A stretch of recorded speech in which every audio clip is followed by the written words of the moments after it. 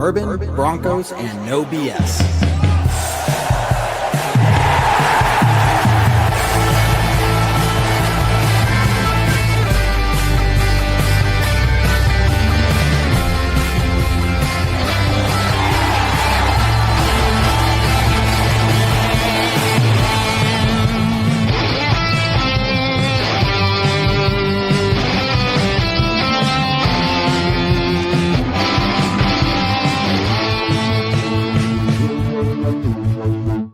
Fans, brews, and Broncos news. What's up, Broncos country, and welcome to another edition of Bourbon, Broncos, and no BS. We got a little bit of a special episode tonight because not only do we have Spotty and Adam, who are fantastic co-hosts and always have a lot of great things to say, but obviously the breaking news that just came out today, Demaryius Thomas getting selected to go into the Broncos Ring of Fame, which is just more than deserving. And I think a lot of us fans just are really feeling this today. And we're going to play some videos. We're going to play some clips, go down some memory lane. And I want to hear from you guys. What are some of your memories of DT, whether it's a game you're at or anything like that? But we can go down and talk about DT as much as you guys want. If there's other Broncos things you guys want to talk about, we can definitely break some of those things down with the schedule or with things going on in OTAs. There's a lot to talk about. So make sure you hit that like button, hit share, hit subscribe. Follow us on all the different platforms, guys, because, again, it's our 10th year. We got a lot of prizes coming your way. So you're probably going to want to follow us on all of our social medias because that might be a way for you to possibly win a jersey at the end of the season. I'm just saying. But anyway, check all of that out. So with all that being said, I'm going to stop talking for a brief second and go over to Spotty. Man, good to see you, dude. How are you? Good, man. I think I was watching last week. You told me how many days until the season started? We're at 100 something, right? Was it 100? It was like 150 back then, so 140 something by now. All right. I mean, I'm ready to go. It's all this stuff right now because during the, you go after the rookie training camps, and then they start doing the off-season workouts here pretty soon. Obviously, I'm not watching the Rockies or anything, so I'm like jonesing on getting some Broncos news. Just something to be going on. So even these little bit of things that we see out there, I'm feeling good. I like seeing all the little Bronco stuff right now, especially hearing about DT today. Yeah. Well, I will say you bring up the Rockies, but I'll tie in the Rockies with the Broncos. I don't know if you guys noticed this, but somebody went back and looked. For every Colorado sports team game that Bo Nix goes to, that team has 100% win rate. The Avs against the Stars, they won in that. I think it was game 6. The Nuggets versus the Clippers, I can't remember which game, but I think you're sitting there, you're like, okay, but those are two very good teams in the playoffs. Like, they're expected to win. That's not uncommon, right? And then you get the Rockies. The worst team on pace for the worst team since 1899. And who shows up? Bo Nix saves the day just with his presence. So I don't know, Spotty, is that a good omen, or am I just looking into that? I mean, Bo throughout the first pitch. They might as well sign him to another contract. Well, let's keep him focused on the Broncos. But I see what you're saying. Right down the middle. I love it. Adam, buddy, how are you, dude? I am good. Thanks, 𝐃𝐞𝐦𝐚𝐬. Thanks for bringing me on, Spotty. As always, nice talking to you, buddy. Yeah, just ready to have that friendly get together about talking about a friend that is no longer with us right now, and with him going into the Ring of Fame, it brings back all those happy memories of seeing him going up and down the field, all the circus catches, and I'm sure that we're going to get into all that tonight. Yeah, for sure. So let's start by this. A couple comments coming in. Gary, how are you? Good to see you as always. Sean, what's up in the comments? Spotty to Hottie, what's up, man? So glad you guys are here. Again, post your comments, post your questions, post your DT memories. But the first one that I want to bring up, guys, you know which one I'm going to bring up here. It's the one that we all know and love. It's the Broncos DT OT TD. And let's just listen in. I want to make sure I actually got the sound for you guys, so hold on. Do this About right. 1,000 Do this right times. the first I'm pretty time, sure. right? I'm pretty sure I've watched do it it right. over 1,000 times. Well, I know every time. This is the one clip that whenever I see it pop up, I stop and watch it. You can't scroll past it. It's just one of those things. So I'm going to give it to you guys here again. Let's listen in. And here we go. First snap of the overtime. The Broncos have been in 3 overtime games this year. They won them all. Got him at the 40. It's Thomas at the 50. Stiff arm got him 3 to the 30, to the 20. Thomas to the 10. Denver's going on to New England. They win it on the first play of overtime. That's DP, man.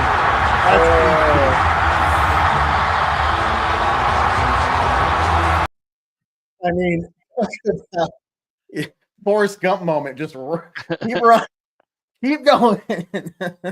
So what you got? So one of my best friends is a Steelers fan, and he was at that game. And I'm telling you, to this day, just like Sean mentioned, to this day, anytime he sees it, he's head down. He's like, honestly, if he ever spouts anything about the Broncos, I remind him of this particular clip. Okay, so I can watch it 1,000 more times, and I will enjoy it just as much.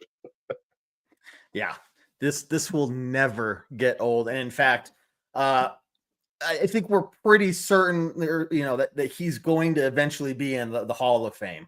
Might be a while, but that's the hope and the expectation. And hopefully my belief that there's a bias against the Broncos doesn't hold true here. And he gets in fairly soon. But man, I think part of his exhibit, his locker, if they could just put a screen in there that has that repeat, dude, like that would be the biggest. You know what I mean? Oh yeah, I actually got to be in the crowd that day and watch the game. And one of the top 5 just absolute had to be their moments. I can tell you everything that happened up until that moment. The guy behind us saying, "What are you talking about? It's not sudden death overtime anymore. What is going on?" And I'm like, "Listen, if they score a touchdown, then it's over." He goes, I hate overtime. This is terrible. Like railing on about it. Then 7 seconds later, DT scores, turn around. I love overtime. Oh my God. And it was one of those moments of where sound has emotion. That is probably the loudest I've ever heard New Mile High being. Absolute strangers just hugging and loving on each other like you've been best friends for years. And I remember even seeing the play, like seeing DT up at the top of the formation, thinking to myself, they're singling him. They're gonna cover him one-on-one. Okay. And the protection held up, and it was like once he got the ball, and you just saw that there was nobody behind, whatever the coverage was. You're like, he has a chance. And then by he hit the 50, it was like he's gone. He's gone. The game's over. Game's done. And that little stiff arm, that was just enough to be like, I'm gonna put this away. That was about the 4th or 5th of stiff arm that he threw at somebody during that game too. So yeah. No safety was going to take down DT back then, man. Like DT was a big boy, no corner or safety is really taking him down by himself. Not at all. No, Sean, I think this is well said. You could easily say best moment as a Broncos fan, at least in recent history. But then to be surrounded by Steelers fans, let alone Chiefs fans as well, like that, that had to have been just icing on the cake. You know what I mean? Oh yeah. Derek here, Polamalu, he just kept walking back the line, dropping back. I think what you're saying, Adam, you're like, oh, here you go. You kind of can see it right before the ball even snaps. I mean, it was the longest pass play by Tim Tebow that whole entire year. So. Oh yeah. And it was just like, it was a surreal game. This was even like DT's kind of coming out party a little bit, in that he's coming back from an injury that year. From the following season, the whispers had already come out that maybe it was a busted pick, waiting for the returns on this one. and then to just have him go off and just look like Calvin Johnson 2.0 that day, and just going up and catching deep balls and telling Ike what's his face just to get off of him. And Ike Taylor had a bad day that day, and most of us at our jobs can kind of just slink away after having a bad day at the office. Not Ike. Ike was on an island all day getting abused. So still one of the best performances in Denver Bronco history by a wide receiver. I don't know how much you could even just add on to that. Also, we needed that play because we all remember that and we forget about what happened in the next game. Yeah, and that play was so good that it doesn't matter what happened in the next game. It's like whatever. We got this moment. This moment passes that loss. I have a good authority. The season ended after that play. We were done. We're going out on a high note. Yeah. You know what, Patriots? You can have it. We don't want it. All you. I love it, guys. I love it. Let's see, Brad, nearly as good as Judy's 96-yard touchdown from. Thank you, Brad. Always coming in clutch, as always, with the Jerry Judy punch on us. Let's see. Yeah, guys, make sure you're liking. Brad a Jerry Judy Broncos jersey. Like, is that we really should? It's the shipping. The rack next to the Russell Wilson one. Yeah, but I think if I wanted to send him one, it'd be like the shipping international. It's not worth it. So I do appreciate him being an international fan, but that's too much. Just kidding. I've done it before. So let's see. Yeah, guys, make sure you hit that like button, follow, and all that stuff, guys, and keep posting your DT stuff, your DT memories. And then if you do have any other Broncos comments or things you want to talk about, bring those up as well. I do want to play one clip from the Demaryius Thomas documentary that was done a couple years ago, and so many really powerful stories from the other players talking about their time with him and everything. But one that always stands out to me is just you think about how long Courtland Sutton has been on the team, and you forget that there was a very short overlap between Demaryius Thomas and Courtland Sutton, and hearing people talk about their time with DT, who had been with him for a long time, years. Of course, you're going to hear lots of powerful messages, but it's just so cool to hear such a powerful message from somebody that knew him in such a short amount of time. So let me bring this up and just, go back and watch the full thing later on, guys, when you get a chance, but definitely worth the watch if you haven't seen it yet. Just search up that Demaryius Thomas interview, but here we go. That is the locker room in here. When I got drafted, I got to see his locker next to Emmanuel's. I was like, man, I'm gonna get to play with these dudes. It's gonna be fun. And then I want to say the first time I got a chance to meet him was during the OTA phases. For a young rookie coming in, I was like, man, I want to know it. Whatever I could possibly learn from you, man. If I could sit next to you in the meetings, if at practice, if I could stand next to you, I want to. What you think I could do better on this? Like just asking him 1,000 questions, just because he gave that aura of just having that confidence and just understanding that he was able to go do whatever he wanted to go do on the field, and obviously the classroom work part of it came easy to him. If you have a question or need advice or just want to, life advice, he was that guy that you can go sit next to his locker and just go talk to him. And I used to tell him all the time just how much I appreciated him just, believing in me even when I didn't believe in myself. There were times where, I would be down on myself because I didn't know if I would be able to make that turn and become the player that I knew that I was able to be, but not believing in myself. He gave me that confidence because he believed in me. Colin, you all right, huh? You all right? I'm good. Yeah. I think I would describe DT. Yeah, guys, go watch the whole thing. I mean, we could sit here and watch all 8 minutes of it, but we won't do that. But guys, it's just crazy to hear these stories about how just authentically amazing a guy that Demaryius Thomas was. It's one of those things that you can kind of tell what he meant for the Broncos, where I don't know if you guys were at the game after his passing was announced. and the, probably going from the loudest moment that you said, Adam, that in Mile High, to the absolute quietest that I think I've ever heard Mile High ever be. Even because I believe it was against the Detroit Lions at that game, and even the Lions fans were super quiet, and it tells you that DT meant a lot to Broncos fans, and everybody had some kind of special memory that they were thinking about that day. So that, it was really cool to be there, even though it was against the lowly Lions. Yeah. Well, and Adam, before you talk, I'll jump in there. You guys remember there was that Lions fan that had a sign that was like, "Today we're all Broncos fans," or and here's to DT.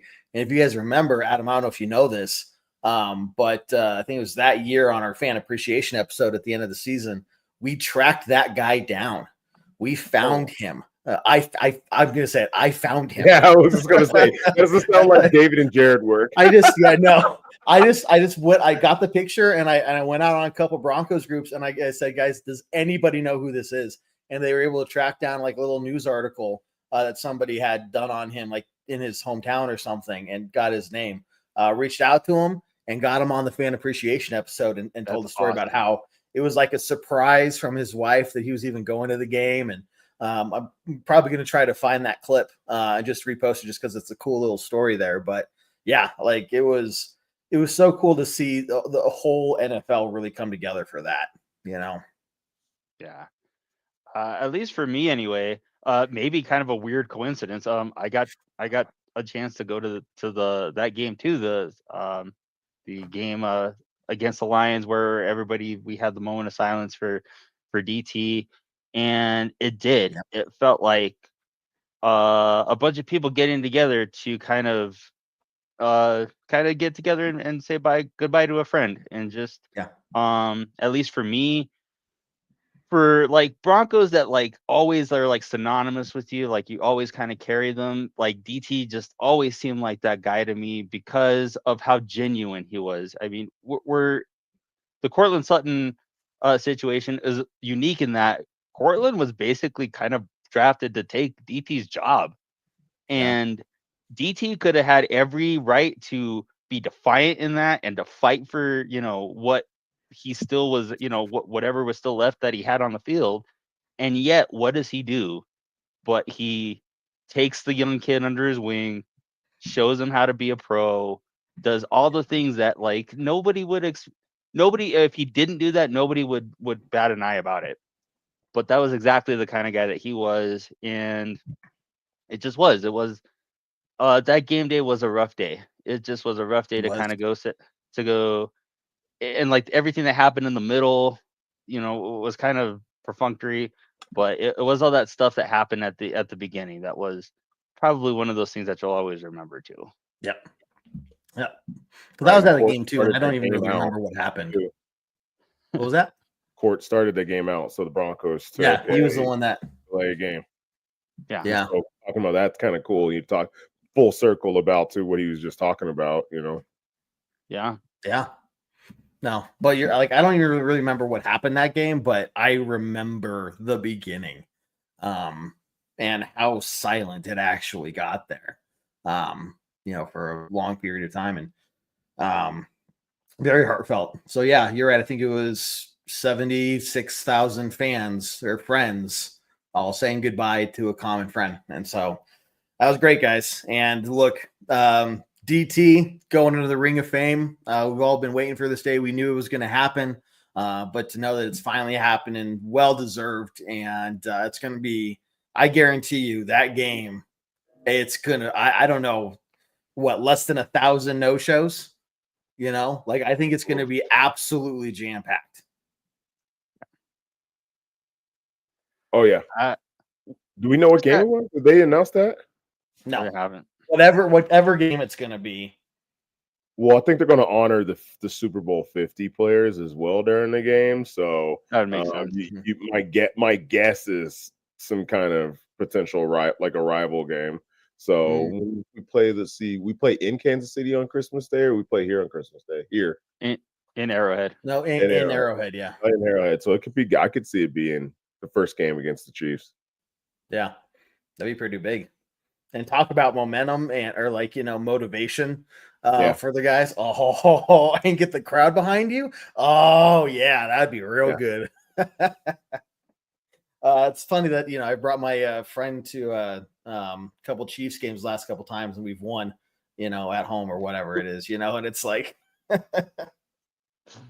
So she's like, maybe I need to stop going to these games because they lose. No. I'm like, no. Yeah, that's exactly what I said. I was like, how about you inviting you every single year? Yeah. I'm 2 for 2 right now. Yeah, let me get you some popcorn. Yeah, exactly. So believe me, I'll buy your parking and all that stuff. You're just gonna be here. let me ask you guys. So everybody knows the playoff game. Everybody knows that play. What is your favorite DT moment that was not that play? Only because I saw this play or saw this recently, and it's kind of it's a bunch of ridiculous things happen up at once, and then DT is the defining touchdown. I watched the clip of the Broncos' 24-point comeback against the Chargers recently, and it was DT's touchdown that put the Broncos up. It was like one of those like one-handers that he grabs down and brings down to score a touchdown. Like 100% is it's just one of the sickest catches. And then of course the Broncos end up going up on the Chargers in that particular game. The man's radius was nuts. Like, I get that we drafted Cortland to beat him, and there's nothing against Cortland, but man almighty, dude, he's like 80% DT. Okay. Yeah. Going to training camp one year and seeing him within 20 feet of me and thinking to myself of if I didn't know who 88 was, I would swear that was a tight end because he was massive. He was massive, but he ran like a little guy, and he had all the physicality to go with being that big. And no, he was at his prime, in his prime days with Manning. There was one of the more unguardable guys that you would find in the NFL at that point. Yeah, the man had 1,000 yards with Tebow throwing him the ball. Yeah. I don't think he had a grand that year, but he started coming on with Tebow when Tebow was playing that last half of the season, and that's when DT started making some plays, and that's when we kind of thought okay, maybe we got something now. If he had more than 500 yards, man, that's still impressive. Right? Imagine the man's career trajectory if he would have actually had a quarterback. Right. Exactly. Yeah, well, look what he still did with what he, with what options he had. But he was just so consistent. He, Cortland kind of really has embodied a lot of what Demaryius Thomas was, and it's just that consistent show up and do your job and do your best. And Gary here found a good quote from DT that's perfect here. Yeah, hard work beats talent when talent doesn't work hard. And I think that's what he lived by, and I think that's something that someone like Cortland has adopted. And you can see it in all these plays. Well, maybe not that one. But these are, you can just go back in any one of these plays. He just so clutch time in and time out. And, you think about all the Broncos quarterbacks woes that we've had and how painful it is. But then you look at how we've had 2 back-to-back top end caliber wide receivers in DT followed by Cortland Sutton, and how lucky we are for that, because how many teams are trying to find one consistent wide receiver, at the level that Cortland even is. So it's interesting stuff, guys. It's fun to think about. I see Ken's comment. You see Ken's comment about DT Freddie Mac. I'm gonna go ahead and say yes right off the bat. Don't get me wrong. Okay. I love that. Yeah. I love that McCaffrey, mostly because he gave up his body and potentially the rest of his career by getting blasted over the middle with Broncos. But McCaffrey kind of made his money elsewhere before coming to Broncos, and Demaryius was like, he got his shine here. And what he's still top my guess is still top 3 and you're top 4. Or no, he's gonna be top 5 in receiving yards for us. As of right now, Demaryius Thomas is the second all-time leader in yards and touchdowns. Right. So that's the only reason. It's hard because it's that fight. Demaryius Thomas was the alpha, while when Ed McCaffrey was behind Rod Smith, and he did the dirty work that no one will ever give anybody credit for, right? Like, but that's why I think DT got in there first. I would totally agree with that, Spotty. Eddie Mack was a great sidekick. He was a great Robin, but he was in Batman, and that's who DT was. And even in that time period where you had DT, Welker, Decker, and all those guys, OJ being the other guy at tight end, it was always DT was like the stud of that group. So that's why I think it's fair that DT should be at the very least in the Ring of Fame before Eddie Mack. And that's no disrespect to Eddie Mack. That's it. And there's 3,000 yards that separate them. Yeah. Just all that. Well, then follow-on question here. That's a good question. That's a great follow-up question. I'm saying fan favorite. It's real hard when it comes to the Ring of Fame kind of situation, right? There is only so much space. That's it. And I would expect that the next player that's going to be in the Ring of Fame is probably going to be Vaughn. Yeah. So it's one of those things. Like I also believe that a lot of people who get in that at NFL Hall of Fame, like there's a lot of people who are getting into that are like, it's kind of the Hall of really good, if anything. Yeah. So when you have control of it as a team, like someone inspirational, okay, not only within the team but the community, probably someone who did a lot on the field as well, but as much off the field, and that's why I believe Demaryius Thomas ended up getting into it. Yeah. Oh, maybe Adam, you have some thought on this too, but what about Darren Williams?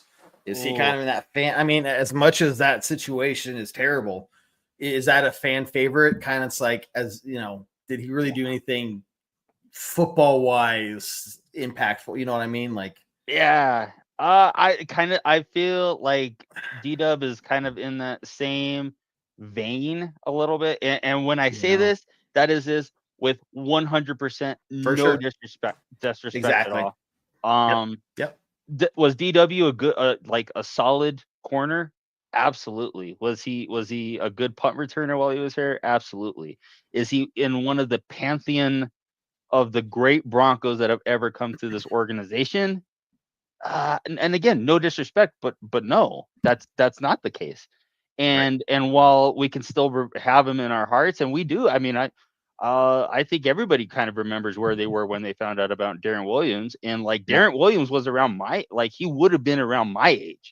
So I know that when we lost D-Dub, that hit me really hard because I was going out in the clubs and doing stuff and being I know I still look like a jerky 20-something. I was an even more jerky 20-something back then. So to hear about that really hit home for me as kind of a side note. So to kind of wrap everything up, I to go along with what Spotty is saying, there is a hall of very good, and then there is the greats that should be immortalized forever. DT, obviously one of those guys. Eddie Mack, the D-Dubs, those guys, not again have their own place, but just not in that place. Right. He unfortunately got cut down way too early. I think when I think of someone like that, you think kind of Sean Taylor. But for Sean Taylor, he spent at least a couple more years with the Washington Commanders back in the day before he was cut down, and I think that's why he was there. He was like that kind of transcender already. So that, and also his name was huge before he came into the NFL. So I think they have some of their equivalents because they were both cut down early. But Darren's always going to be remembered by the true Bronco fans, right? Like the hardcore Bronco fans. But unfortunately, I think that's where it will end. Yeah. Well, let's talk a few minutes and then go a little extra here, guys, and talk about just some other Broncos things going on. So if there's anything that you guys know of in the news that you've seen recently that or a video clip or a thing that you've seen that you sound interesting that we can talk about here in a second. But first, guys, good question here from Clayton. Any news on 10th year anniversary merch? All I'm going to say is we're working on a lot of different things, guys. And as the season gets closer, I'm going to be working a whole lot harder on it. And you guys can get some announcements here before too long. So stand by. I said, I do only have a certain amount of money to my name, though. And as much as I want to give every single one of our 23,000 fans on Facebook and 750 plus on YouTube, a personalized gift, I just can't do it. I think even if all the other guys chipped in to the max, that still wouldn't come close. So at least none of you guys have told me that you're like a multimillionaire or anything. So if you are, maybe now's a good time. Yeah, man. That's showing pictures of you without your hat on OnlyFans. Done. I made like $5. I made like $5 off of that. Hey, man. Okay. Hey, before taxes. Money's I was money, about to say, what are the taxes on with that? Yeah. So afterwards it was like $273. Well, whatever. I get it. Whatever. But yeah, guys, get ready for it. It's going to be a really fun year, not just with us being our 10th anniversary, but the Broncos are just poised to do really, really well this year. So, look, guys, we've had a mini camp going on, OTAs starting, that stuff going on. We've had time to digest the schedule and look at a couple different things. New rules were announced or rules that were voted to stay the same. All these things came out. So, Spotty, start with you, man. Like, what's been going on recently that you think is interesting? I mean, I think it's time to. We've been digesting the schedule, just kind of looking at those particular games on there, man. I'm excited for the whole entire year, man. I can see a couple of winning streaks, like not just one, like multiple winning streaks. And there's a good chance that the Broncos could go undefeated at home. I am going to be put on record in saying that, like, I'm looking at the schedule and there might be one-ish game, maybe two, where the Broncos might struggle at home. It's the Bengals and the Packers, but I still think we can go undefeated at home. And you say 8-0, right? The rest of the other stuff, you're what, 2 games from there to clear the rest of the season. So you got to take it. You always got to take care of home field. But when you have a very strong, I mean, I'm not going to say that they're terrible, but some of the teams that were playing at home are bad. Titans. Titans. Well, I would love. Hey, you know what? This is nothing against the Titans. They're probably going to put something on the field. But if we go out there and we smack the donkey out of them, like, I'm pretty sure that's a good way to start the season. Yeah. Yeah. Oh, yeah. And then you get the Colts after that, and that would be a huge just initial road game to win and get under your belt. And so you're starting not only 2-0, but 2-0 on, or 1-0 on the home and 1 game on the road. And you could really start off well against a team that has a lot of potential and a team that, there's expectations for the Colts. As soon as they figure out who their quarterback is. But I was just going to say, man, it all depends on who's even starting against the Broncos in week 1, right? Maybe Anthony Richardson's tired from week 1. And so he's not going to play week 2. Those 2-a-days, man, they grind. Hey, they grind. They are. It's tap out, man. Tap out. So yeah, that I see that. I see the schedule, and then I'm telling you what, man. A lot of the people love the 𝐁𝐫𝐸 pick. Almost every fantasy football talking head that I've seen out there has been like, "Oh yeah, 3 top backs you should know are rookie," and 𝐁𝐫𝐸 is almost on every single list.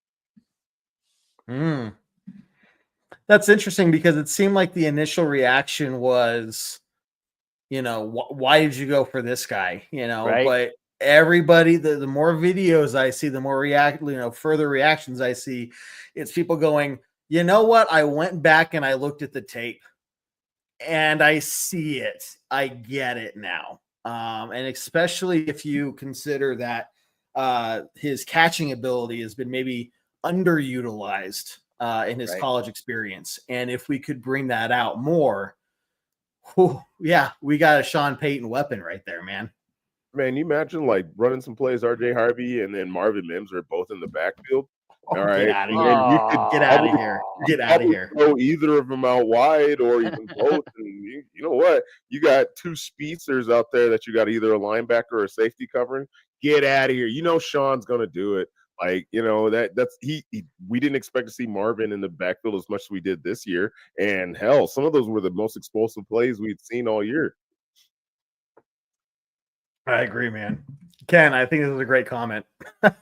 It really is, you know. And look, I will say, while I'm sitting here basically counting week 1 as a win, week 1 is still week 1. So let's just recognize that while we can be proud of our Broncos and we can talk them up, like I'm going to be doing a lot of, okay, I do recognize that week 1 is week 1. And the Broncos do have to go out there and take care of business and not allow Cam Ward to go out there and make it seem like he's the next, you know, Peyton Manning or Tom Brady in week 1 against the Broncos, right? And to think that the defense we have, the odds of that happening are weird, but weird things happen in week 1. So let's just be careful, That is true. but excited at the same time. I had to Google their head coach. I forgot who the head coach of the Titans was just now. I was like, that's right, Brian Callahan. Oh, yeah. It's not Yes, Vrabel. Dan, you're all like, wait. Because I was like, it's Vrabel. It's not Vrabel. Not Vrabel. That's right. Not Vrabel. And, you know, once we get closer to the season, I'll say my things in my piece about Cam Ward. Kid's really good, but he holds down to the damn football. Eh. Hold on. Can't not- do that. That is true. Like, this isn't. I know we've been making longest yard quips about the Titans. So if there are any Titans fans in the audience, I mean, you know they're not very good either, right? I mean, you stand up for your team, but let's not get it twisted here. But yeah, they are professionals. This isn't the NCAAs by any stretch. They get paid too, and there is that kind of unpredictability to Cam Ward a little bit because he's that kind of player. He's kind of an unpredictable playground type of quarterback, much like an Anthony Richardson. So there is that wild card factor to it. I don't think it's gonna be much of an issue, but I mean that's just me. Oh my gosh, he took a lot of sacks. Yeah. He took 22 last year, 38 the year before, and 46 the year before that. I didn't know it was 46 the year before that. I didn't see the 38. Yeah, I mean, it's for a terrible Holy team. crap. Still, man, that's a lot of sacks. Hey, Shador Sanders does that in like a half of a season. So And then half a Well, Fifth round pick. so Rolly.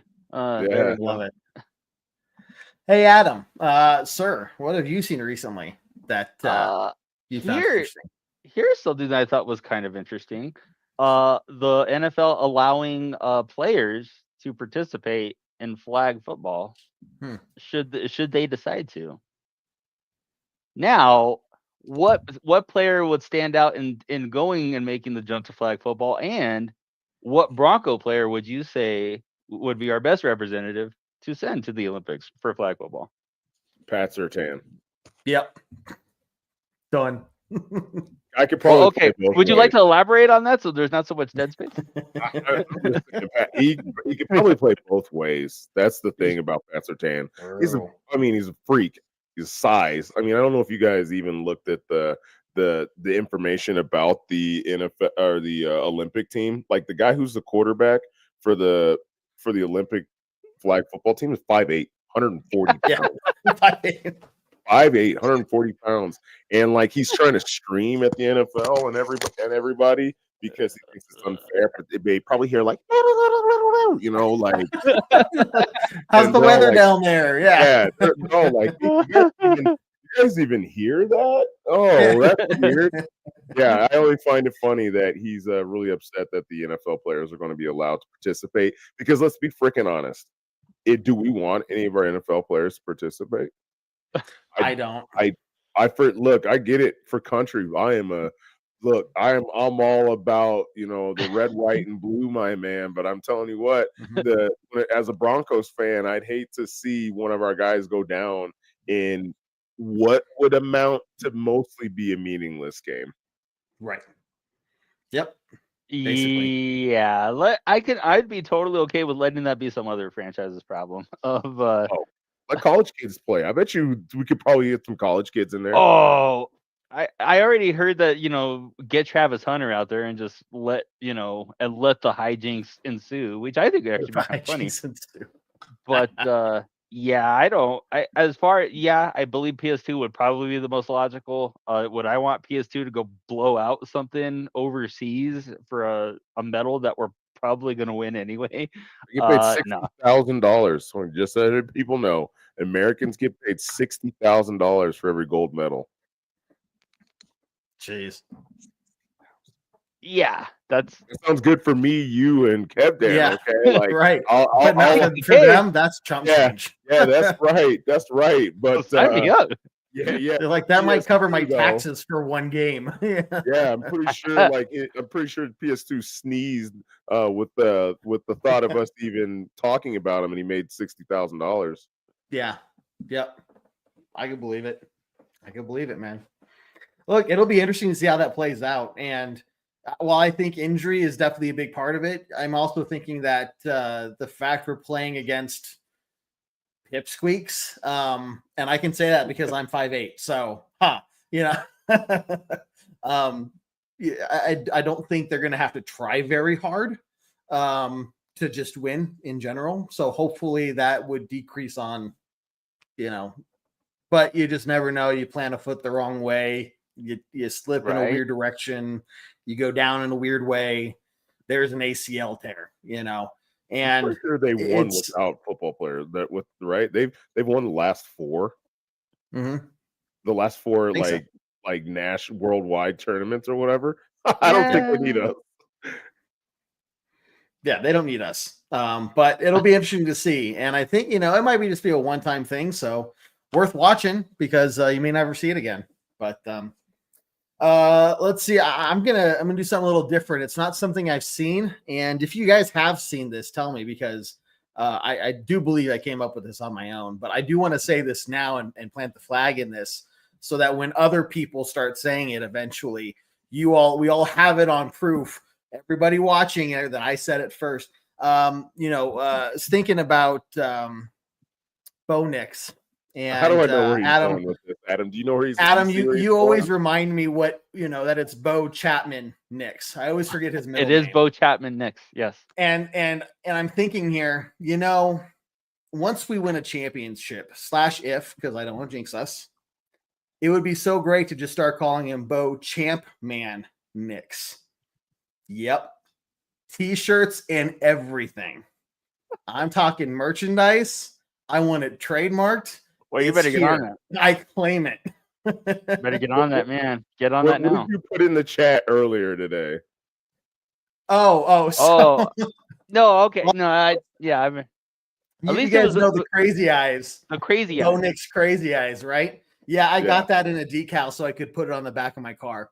And then with the comment, Bo Beautiful. Oh, beautiful. Yeah, Bo Beautiful. Yep. I love to make you guys cringe. 90% of the things I say is to just see your reaction. Every dad out there is so proud of you, KEVDAN. Good.